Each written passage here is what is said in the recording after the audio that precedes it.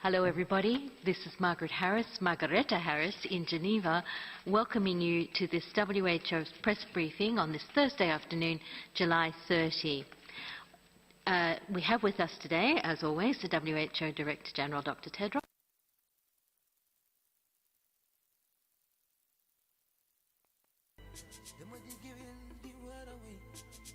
Line. As usual, we are translating this simultaneously in the 6 Portuguese and Hindi. Remember that under the quirky Zoom system, you need to go to the Korean button to use Arabic. So now, without ado, I will hand over to Dr. Tedros. Dr. Tedros, you have the floor. Thank you. Thank you, Margaret. Good morning, good afternoon, and good evening. I would like to start by wishing all Muslims Eid Mubarak, Eid al-Adha. And I would like to congratulate the Kingdom of Saudi Arabia for the steps it has put in place to make the Hajj as safe as possible this year. This is a powerful demonstration of the kinds of measures that countries can and must take to adapt to the new normal. It's not easy, but it can be done. The pandemic does not mean life has to stop. We must all learn to live with the virus and to take the steps necessary to live our lives while protecting ourselves and others, especially those at the highest risk of COVID-19. As you know, one of those groups is older people, especially those living in long-term care facilities. In many countries, more than 40% of COVID-19 related deaths have been linked to long-term care facilities, and up to 80% in some high-income countries. Recognizing the critical nature of this issue, WHO has released a policy brief on preventing and managing COVID-19 in long-term care facilities. The brief lists key actions that must be taken by policymakers and national and local authorities to protect older people. These range from integrating long-term care in the national response to mobilizing adequate funding, to ensuring strong infection prevention and control, to providing support for family and voluntary caregivers, and much more. For each policy objective, the document lists actions that long-term care facilities can take and gives real-world examples of actions countries have taken in each area. The brief also suggests ways to transform long-term care services so that older people can receive quality care that respects their rights, freedoms, and dignity. I especially want to acknowledge those who work in the long-term care facilities all over the world, who are doing heroic work to save lives and protect those in their care. I salute you. Although older people are at a higher risk of severe disease, younger people are at risk too. One of the challenges we face is convincing younger people of this risk. Evidence suggested that spikes of cases in some countries are being driven in part by younger people letting down their guard during the Northern Hemisphere summer. We have said it before, and we will say it again. Young people are not invincible. Young people can be infected. Young people can die. And young people can transmit the virus to others. That's why young people must take the same precautions to protect themselves and protect others as everyone else. They can be leaders. They should be leaders and drivers of change. All of us have a role to play in reducing our risk of exposure to COVID-19. Every day, we all make decisions that affect our health and the health of those around us in many ways. Reliable information is extremely important in enabling people to make the right decisions for their health. We have all seen the harm done by misinformation. But information alone is not enough. People make decisions based on a wide range of factors to do with their culture, beliefs, values, economic circumstances, and more. They make decisions under unprecedented financial and social pressure, high levels of anxiety, and with ill-equipped health systems. Countries have been asking their citizens to understand their risk, to adapt, to engage, to give up to things they value and that define them. In the face of the COVID-19 pandemic, countries are using a range of tools to influence behavior. Information campaigns are one tool, but so are laws, regulations, guidelines, and even fines. We're learning what works and what doesn't. That's why behavioral science is so important. It helps us to understand how people make decisions, so we can support them to make the best decisions for their health. Today, I'm proud to announce that WHO has created a technical advisory group on behavioral insights and sciences for health. This broadens and deepens WHO's existing work on behavioral science and will support our work to offer health advice that's not only stronger but more effective.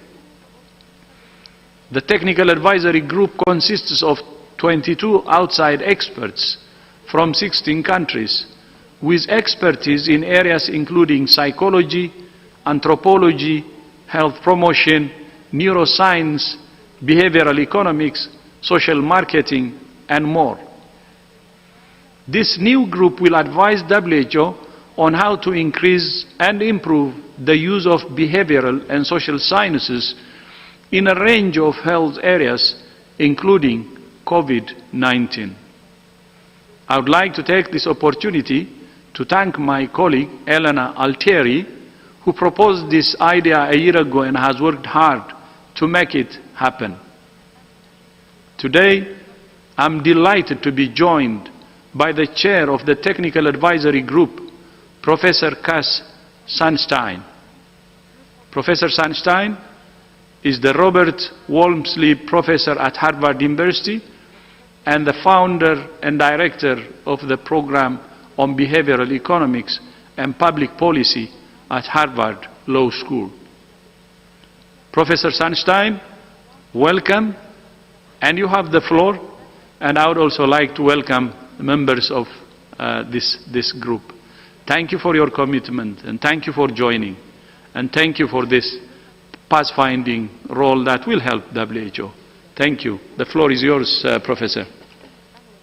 Thank you so much, Dr. Tedros, and it's a great honor to be able to represent a diverse and extraordinary group of people who are working on this advisory committee.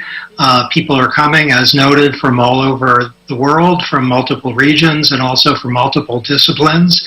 All of us have some experience with human behavior, but the orienting themes in our work are greatly varied, and I believe that will be productive. Our starting point, as you noted, is that health involves behavior, and whether we're speaking of COVID-19 or sexual and reproductive health or smoking or other non-communicable diseases, human behavior is at the root of it. There's been an extraordinary outpouring of work over the last generations about human behavior and public health, and the theme is to try to be as empirical as we possibly can about what works and what doesn't, which leads to a kind of pluralism with respect to fields, anthropology, economics, psychology, public health, and others. There are a few things we know that are quite important. We know that habits are persistent, even if they aren't healthy, and we know from a great deal of work that habits can be altered and that can save lives. We know that human beings often focus on today and tomorrow and not so much on the long term. It's sometimes referred to as present bias, and that can lead to unhealthy behavior. We know also that present bias can be overcome by behavioral strategies. We know as well, and this is in many ways a good thing, that human beings tend to be, many of us, unrealistically optimistic. That can lead to all sorts of good outcomes, including in the domain of health, but it can lead to a kind of reluctance to take precautions, whether the issue involves COVID-19 or some other health risk. We know the good news is that unrealistic optimism can be rendered something much better, which is realistic optimism. We know that simple, clear communications are often highly effective and that complicated, unruly communications aren't. We know that it's essential to meet people where they are rather than to speak in terms that are unintelligible or that sound like they're coming from some sort of elite that isn't in touch with cultural values and norms. We know that there are a great number of ways to help people to find their way to what each of us has a right to, which is good health. One of the most inspiring developments in the world in the last 10 years, I'd say, is the aspiration to the triple billion pioneered by the Director General, with 1 billion people benefiting from universal health coverage, 1 billion people in addition to the current, better protected from health emergencies, and 1 billion people enjoying better health and well-being. We're hopeful that we can contribute to some of these goals, and the trick is to help people to make choices that are healthier by reference to the best available science. Every human being on the planet matters. Every life counts, and it's a great honor to give our best efforts to contribute to the efforts to the WHO's ongoing enterprise of making that aspiration a lived reality. Thank you, Professor. Now, I hope you will stay with us. Hopefully there will be some questions for you and Elena. So back to Margaret. Thank you, Dr. Tedros, and thank you very much, Professor Sunstein. And as Dr. Tedros said, Professor Sunstein will stay online, so you can also address your questions to him. As usual, please, to ask your questions, please use the raise your hand icon to get in the queue. I'll apologize now. I can see there's a long list of people. We've got hundreds of people connecting. We will not be able to take all your questions, and please only ask one question. The first person in the queue is Isabel Sacco from EFE. Isabel, please unmute yourself and go ahead. Good afternoon. Thank you very much. I would like to have a comment on the situation in Colombia, where the situation is aggravating with up to 10,000 cases per day. And what the situation tells you about the situation overall in Latin America. Thank you.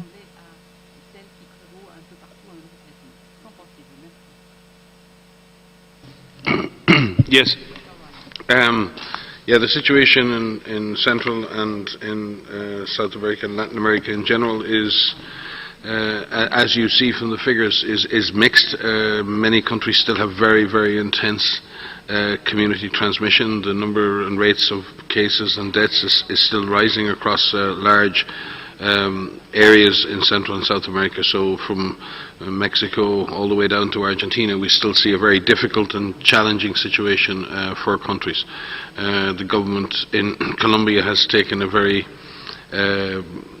sound approach over quite a long time in dealing with this, and has also provided much assistance to other populations, refugee populations who are present from Venezuela as well. And Colombia has always shown great care and great support for others who've been in need in the region. So from the perspective of WHO, we still consider Central and South America to be an epicenter of transmission, and much work is still to be done in terms of both suppressing transmission and reducing exposure at the community level. This is a challenge in many situations where you're dealing with complex social settings, poverty, people living in peri-urban slums, a high proportion of indigenous communities who have sometimes difficulty accessing services and barriers to access to such services. So the situation is complex, and countries in Latin America still require great solidarity and support from other countries. Having said that, progress is being made, but Latin America is still very much in a big fight to battle this disease. Thank you, Dr. Ryan. We'll stay with the Americas. We have a question from Jim Roop, Westwood One. Jim, please unmute yourself and ask your question. Well, thank you very much. As usual, things have changed now with your guest. So I'd like to ask Professor Sunstein, if he's still there, that human behavior and health is a very interesting combination, and I get that there is a connection there. But it's been my observation recently that people don't necessarily view freedom, or they view freedom really as the right to do what they want rather than an opportunity to do what's right. So how can you mold behavior, change behavior, or influence behavior to match the public health measures that are necessary to prevent the spread? How can you get everybody on the same page? I'd like to know if there's a plan for that. Thank you for that. It's a deep and large question. There's a great philosopher who once wrote a footnote that he never published, saying, "We post a signpost, no deep thinking here, things are bad enough already." So I'd suggest that we try to be intensely pragmatic. Of course, different cultures have different approaches. In some places, the pandemic is less severe than in others, and less intrusive approaches are highly appropriate to those places. In some places, the pandemic is costing a lot in terms of lives, and more intrusive measures have been found acceptable in some of those places at least.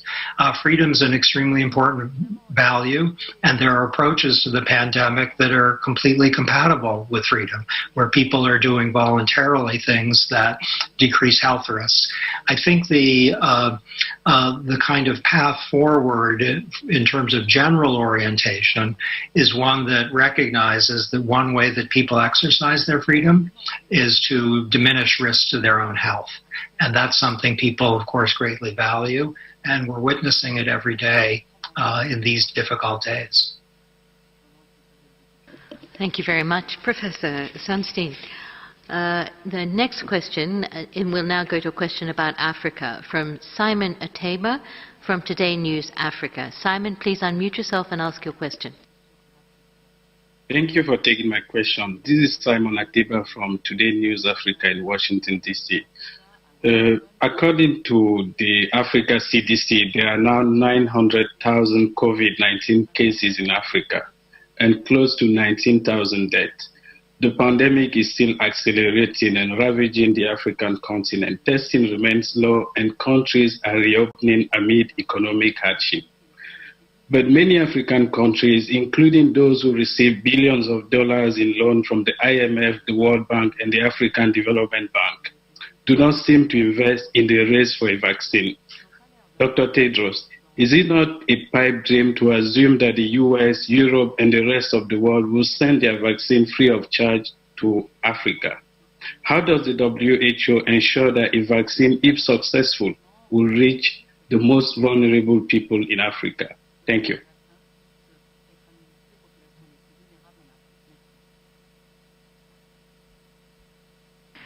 I think that's a very good question for Dr. Soumya Swaminathan. Is she connected? No, I'm afraid we've not been able to connect Dr. Soumya. Is she online? Okay, Simon, I think we'll move on to the next questioner. No, we've got Soumya. Hello, can you hear me? Very well. Nice to hear you. Yes, thank you. Thank you for that very important question about how to get vaccines equitably distributed around the world to different countries, whether they're high income, middle or low income. This is why the ACT Accelerator was launched by the DG on April 24th, along with several heads of state and Melinda Gates. One of the pillars of the ACT Accelerator is the vaccine pillar that we call COVAX. And WHO works with CEPI, the Coalition for Epidemic Preparedness Innovation, and Gavi, which is a vaccine alliance, in order to make this a reality, what you just asked. So the idea is that by investing in both the research and development of as many vaccine candidates as possible, so to ensure that we have success, we know that not every vaccine that goes into clinical trials will be successful. Normal success rates are about 10%. So the more candidates that go into clinical trials, the more the chances of success. And it would be good to have different candidates that might be the different vaccines that might work in different settings, in different population groups, in different age groups, and so on. But at the same time, to ensure equitable access, we've created what's being called the COVAX facility. The facility is basically doing two things. It's pooling risk for countries that want to invest. So any country that wants to provide vaccines for their own citizens can do that by investing in the COVAX facility, which will then invest across a range of vaccine candidates, both in the R&D and the manufacturing. So any country that supports COVAX has a better chance of getting a successful vaccine candidate than going after a single one on their own. And the other thing it does, so it pools the risk, it also pools the market, because we're able to anticipate and tell companies how many millions of doses this facility will buy, or billions of doses. So companies have an advanced market commitment, which incentivizes them to manufacture more vaccines, and you can also then negotiate pricing when you're doing pooled procurement. The idea really is that high-income countries and upper-middle-income countries would pay for the vaccines for their own citizens, and that ODA funds, overseas development funds, would come into this facility to pay for vaccines for all the low and low-middle-income countries. It's about 80 to 90 countries, possibly 90 countries if you include some of the small islands that Gavi would then provide the vaccine for. This, of course, requires that the COVAX pillar, the vaccine pillar of the accelerator, be fully funded to the tune of about $32 billion, and also that many countries join this facility, because the more the countries that join this facility and contribute to this risk pooling mechanism, the greater the chances of success, and also the greater the speed at which we could move. So this is the concept that WHO and partners are advancing, are hoping that we can convince as many countries as possible to join this. And if it happens, then as a sign of global solidarity, it would also mean that perhaps for the first time we would have a situation where people, regardless of where they live, will get the vaccines as they become available at the same time, rather than some countries having had to wait for others, as has happened many times in the past, including during the H1N1 pandemic. So we need to change the way we've operated in the past and have a different approach for this pandemic. Over. Thank you. Thank you very much, Dr. Swaminathan. That was Dr. Soumya Swaminathan, our Chief Scientist, for everybody who may not have heard Dr. Swaminathan's title at the beginning. No further additions from the room. The next question goes to Hanayo Kuno from Mainichi, Japanese outlet. Hanayo, please unmute yourself and ask your question. Bonjour. Bonjour. J'ai une question, le porte-masque. Et au Japon, certains hôpitaux demandent aux femmes enceintes de porter un masque pendant l'accouchement. Que pensez-vous de cette mesure? Est-ce que c'est nécessaire? Est-ce que c'est raisonnable? Merci beaucoup.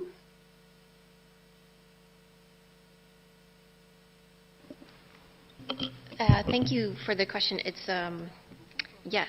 So there are some situations in which the use of masks can be helpful as a measure of source control, which means that if an individual is infected and they wear a medical mask, it could prevent them from passing the virus on. I'm not aware of the particular measure that you are referencing. We can look into that and find out the reason for the recommendation for that. But it may be the case that the recommendation is that a woman giving birth would put on a medical mask for source control. Thank you, Dr. Van Kerkhoff. The next question goes to Nina Larson from AFP. Nina, unmute yourself and please ask your question.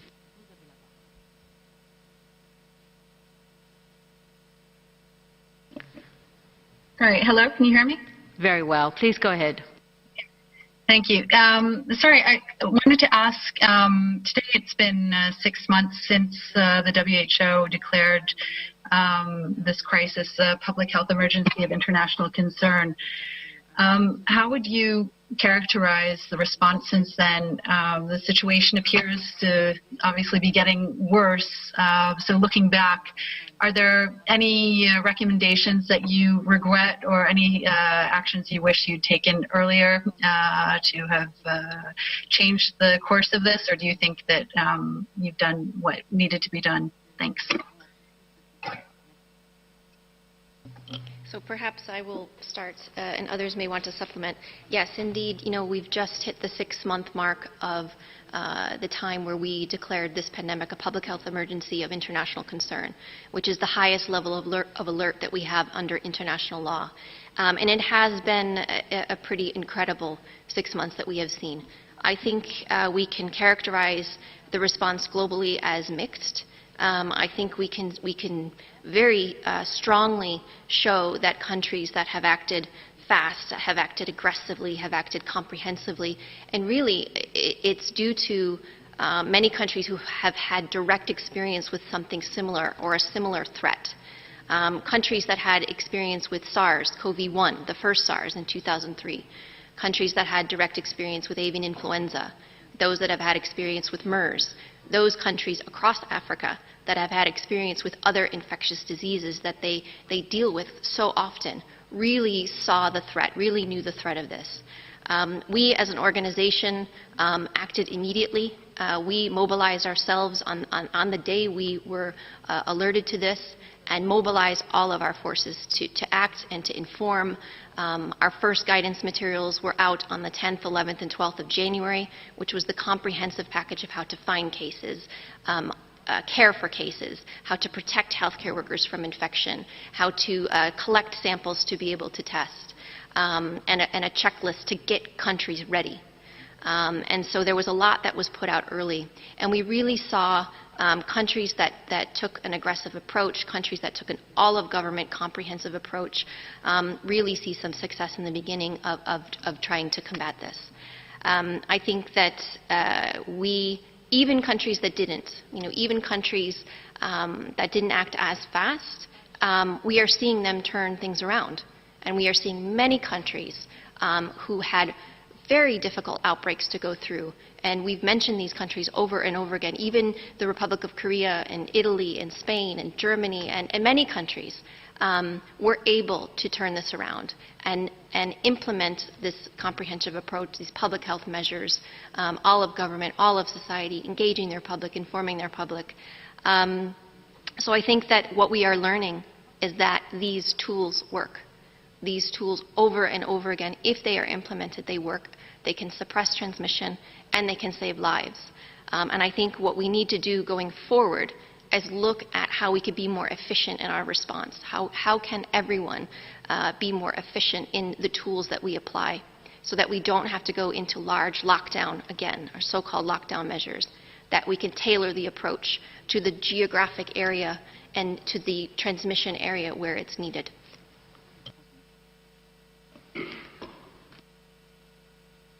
Maybe just add one point. I think traditionally WHO provides a global service in the area of global goods, global standards, global science, and we do that on behalf of all nations.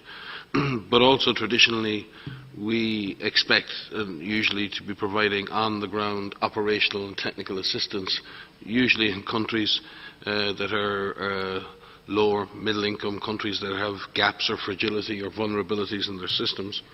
And in this case, I think what has certainly surprised me is the way in which public health systems, the slowness in general of systems to react on things like contact tracing, cluster investigation, testing, been able to bring a comprehensive public health strategy to bear.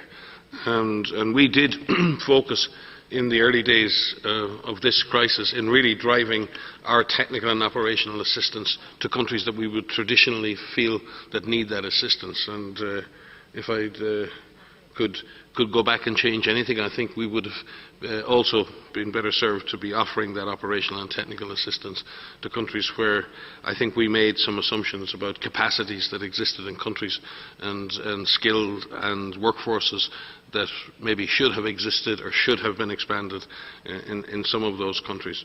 And I think we're all learning lessons that there's been a deep underinvestment in the public health architecture, the capacity to do surveillance, the capacity to do contact tracing, the capacity to run an integrated response. I've said it here in the past, we end up doing that kind of fully integrated operation in extreme environments, like in Eastern Congo. And if many things around the world and many countries, and nobody gets through a crisis with a perfect score. It's just not, it's not possible. But I do think we need to look really, really hard at what we assume to be capacities for public health intervention in all countries. And maybe we made some assumptions about the existence or performance of those systems in all countries that did not prove correct. Thank you very much, Dr. Ryan and Dr. Van Kerkhoff. The next question goes to Alejandro Aleman from Medicina Digital, Mexico. Buenos días. Gracias por tomar mi pregunta. Es en general, a 40 años de Alma Mata, hemos impulsado en México varios intentos en busca del acceso universal. Los resultados han sido pobres para lograr el acceso a la universal a la salud para nuestra población. Sabemos que la base del cambio son los hábitos, pero estos a su vez responderán en la medida que haya efectividad en cambiar el entorno social y económico. ¿Qué tanto está tomando en cuenta la OMS esta variable? Gracias.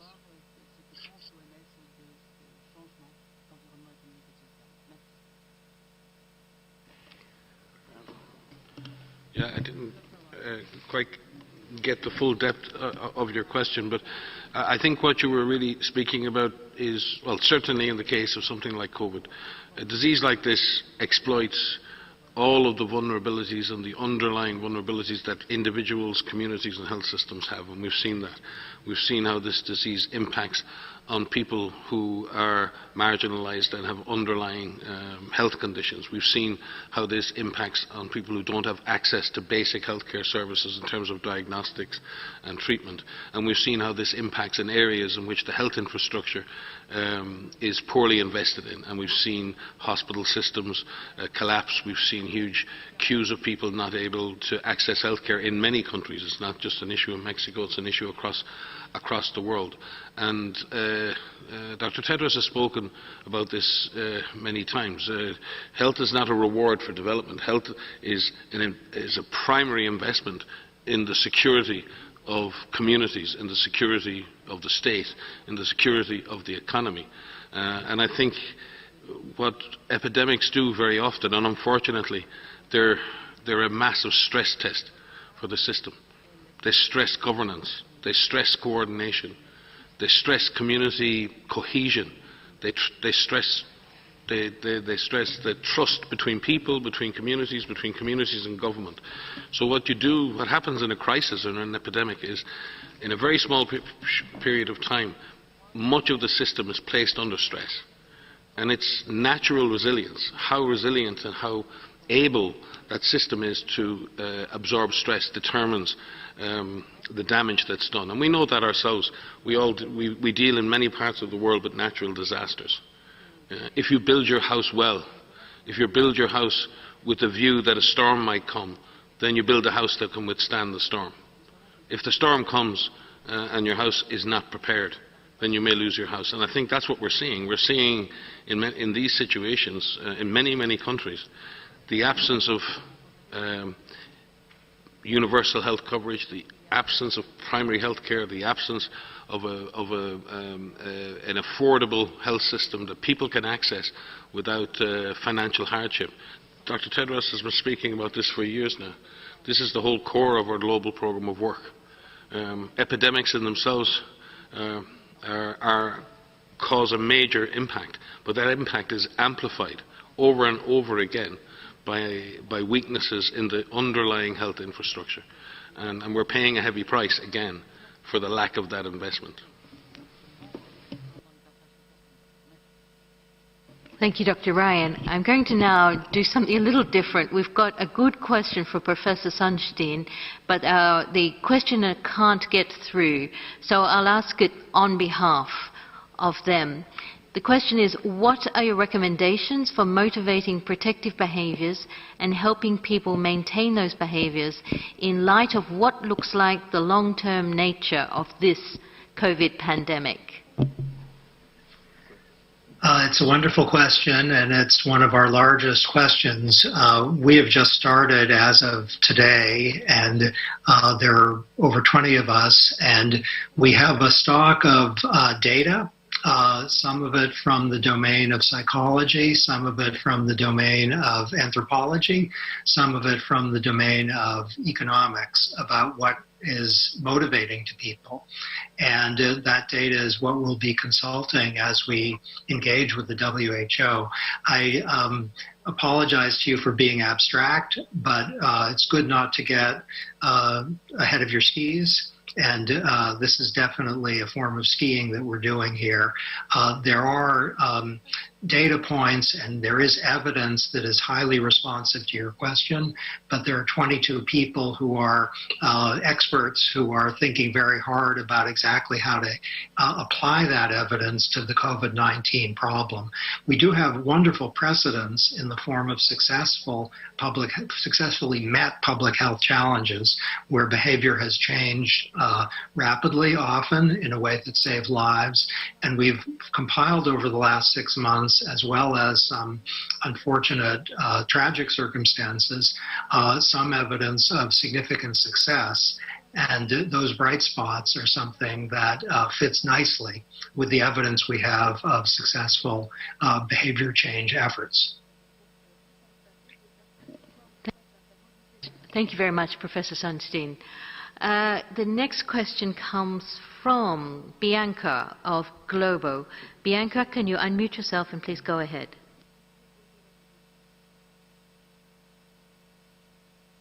I'm Margaret. Can you hear me?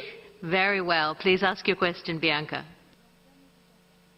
Thanks a lot for your attention, for taking my question again. In his speech today, Dr. Tedros gave special attention to young people. He repeated that young people are not invincible. So what exactly does the WHO know so far about the impact of COVID-19 can have on young people? Thanks a lot. So thank you for this really great question. So there still is quite a lot that we are learning about COVID-19 and the impacts on different age groups. What we know about young people is that young people can be infected. Young people can transmit the virus to others. The majority of young people who are infected tend to have more mild disease, but that is not always consistent. We know that young people can develop severe disease.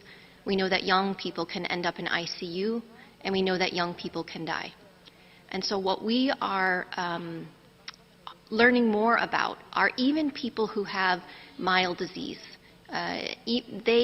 Some of them will go on to recover just fine, but some of them also have longer-term effects. And we're just starting to really learn about this. There are a number of patient groups who have formed, who have come together to say that they have these long-term effects, whether it's extreme fatigue, whether it is a shortness of breath, whether they are having difficulty in resuming normal activities, going to the gym, going back to work. And we're learning what that means.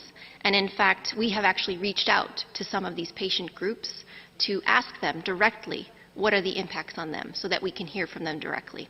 So that when we look at our rehab and we look at rehabilitation, we look at longer-term care, we can hear directly from you so that we can make that more efficient, more better. What this means is that we are asking for all people, including young people, to be your own risk manager, to really understand what is the risk for you in terms of your risk of getting infected, of catching this virus, what is your risk of developing severe disease, and what is your risk of transmitting this virus to somebody else. So maybe you are healthy and you are young, but you may pass it on to somebody who you live with, who may be more vulnerable, who may be in an older age group, who may have an underlying condition, and they are at a higher risk of developing severe disease. So we need you to understand what your risk is in the area where you live. Where is this virus? Where is it circulating? And what do I need to do to minimize my risk of exposure and of infection? And there are many things that you can do. You can avoid crowded places. You can wear a mask if you're being asked to wear a mask, especially if you cannot do physical distancing. You can practice hand hygiene. You can practice respiratory etiquette and physical distancing at all times. You could avoid those crowded places in those nightclubs. We are consistently seeing nightclubs as being amplifiers of transmission. And this is very unfortunate because we know that young people want to resume normal activities. But there are situations where the virus, if it's present, can take hold and it can transmit efficiently. So know what you can do and know what role that you have to play in part in this pandemic. And maybe I can just add, certainly in younger people, it depends how you define a young person, but certainly it's quite clear, and COVID-19 causes an inflammatory disease in the lungs, but it's also been clearly demonstrated that the inflammatory process extends into the cardiovascular system, into the blood, into the heart, potentially into other organs. So in many cases, this disease, while it may be mild or it may be moderate, it can affect many organs. And we just don't know what the long-term impacts of those infections will be. And if we just look maybe at, there's one recent scientific review of patients in Germany, in Frankfurt, looking at patients who weren't admitted to hospital, who were considered to be relatively mild. And those patients who never had to be admitted to hospital were followed up and had MRIs, magnetic resonance imaging of their hearts done over time. And they were found to have prolonged changes, inflammatory changes in their cardiac, the linings of their heart and the cardiac muscle. So now, that may and will probably resolve itself in most of those patients. But when you start to see inflammatory changes that are prolonged. And we all know what inflammation is essentially the body's reaction to the presence of a virus or something else. But inflammatory responses can also in themselves do damage, and they can do long-term damage. And any inflammatory process in the cardiovascular system can lead to longer-term heart disease and can actually accelerate other chronic heart conditions that may develop much later in life, but we could accelerate the development of what would be older age cardiovascular disease by having lots and lots of younger people exposed to a disease that caused generalized inflammation. And we just don't know. Why take the chance? Why take the risk? It's really important that we take those options that protect our health too. And yes, we want people to be altruistic and reach out to protect others, but it's also play safe. Use your brain, use your mind. Don't take a risk that you cannot quantify. And these risks right now cannot be adequately quantified. And when we say that the vast majority of people have a mild illness and recover, that is true. But what we cannot say at the moment is what are the potential long-term impacts of having had that infection. We hope that everybody who recovers from COVID-19 will make a full and permanent recovery. But there's enough people out there having difficulties with their exercise tolerance, having difficulties with their breathing, and potentially having long-term impacts on their cardiovascular system that we want to try and avoid all COVID infections if possible. Not just those COVID infections that lead to death. We need to avoid all COVID-19 infections, both in terms of reducing transmission, but also in reducing the long-term health impacts of this disease. Thank you, Dr. Ryan, and thank you, Dr. Van Kerkhove. The next question comes from Morocco, from Sam Chadhi from the Moroccan Voice. Sam, could you unmute yourself and then please ask your question? Yes, good morning, everybody, and thank you, WHO, for all what you do to keep us informed about COVID-19. My question is, what is the fate and the status of Sahrawi detainee by the Polisario in Tindouf? Do you have any statistic on the number of people affected by the pandemic? Thank you. Were you referring to detainees, did you say? People who are in some kind of prison? Was that what you were saying? No, they are in the refugee, what we call it refugee camps, actually in Tindouf. Refugee camps, okay, thank you. Yeah. Whereabouts? Thank you. Throughout the Sahel, did you say? Or Sahara? The Sahara. In Tindouf, actually, they are in Tindouf, in Algeria. We'll have to get you, obviously, specific information on that, and we will get the data for you. What we can obviously say is that the people who live in refugee camps, in detention centres and other situations have particular risks. There are particular risks of the rapid spread of disease. Anywhere you put people close together in conditions where they can't physically distance, where they haven't access to adequate hygiene, there's always a higher risk of transmission. And equally, in other humanitarian situations as well, you have people with high levels of vulnerability, malnourished children, people with underlying conditions, and we see that more and more in refugee populations, particularly across North Africa and the Middle East, because there are many people who would have chronic diseases as well in that situation. And we have been tracking the situation in refugees across many countries, including the Sahel countries, again, we at this point have not seen massive outbreaks. A huge amount has been done, led by our colleagues in UNHCR, in IOM, in IFRC and other agencies, in both shielding and protecting populations in that situation, and in also providing enhanced services in response to that. It's not easy, it's difficult, the conditions are difficult, and we have to remain ever vigilant and continue to both reduce the chance that disease is introduced into those populations and decrease the impact should the disease be introduced there. We've seen already infections in refugee camps in South Sudan. We've seen infections in refugee camps in the Rohingya refugees. And I'm probably more concerned about detention centres and prisons where there's even more overcrowding. And it's really, really, really important that governments who are in control or in charge of those centres and detention centres, prisons and other centres where people are congregated, that there is a duty of care. It is extremely important that governments take that duty of care seriously and do everything in their power with international organisations to ensure the security and safety and adequate care, both in terms of prevention and treatment for those individuals who may be in that situation. And that's an extremely important message. And we in WHO and partners in the UN and the non-governmental organisations around the world are working as hard as we can to support that. But there is also a strong duty of care on host governments and on governments running centres to ensure the safety and well-being of people who live in those circumstances and situations. But we will get some specific information. I just don't have the numbers here on that particular situation. So Sam, please contact Media Inquiries and send us your email so that we can make sure we get you that specific information. And on that, after that important question, we've come up to the hour, so I'm just going to hand over to Professor Sunstein for any final remarks or any comments on some of the very interesting questions we've had. And then, of course, Dr. Tedros will close the event.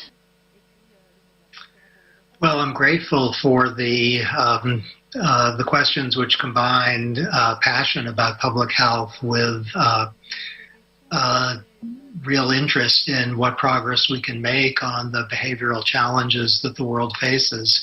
I'd emphasize that the world has met many challenges successfully over not just the last 20 years, but over the last 100 years. And this is in some ways particularly severe. But there's an accumulation of knowledge from multiple fields about how to handle severe problems. And one thing that those fields focus on is that individual choices have extremely large aggregate effects.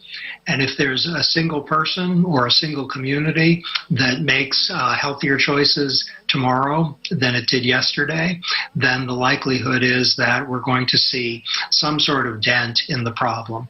And that kind of thing scales up from cities to nations and from nations to continents and, of course, to the world.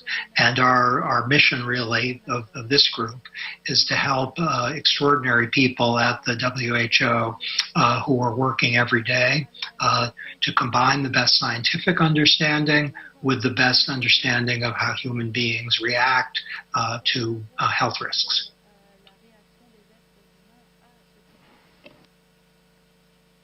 Thank you, Professor Sunstein. And over to Dr. Tedros for final remarks. Thank you so much. I think Professor Sunstein has already summed it very, very, very well. And look forward to working with you and your colleagues. And thank you also for those who have joined us today. And see you and all the best until Monday. Thank you.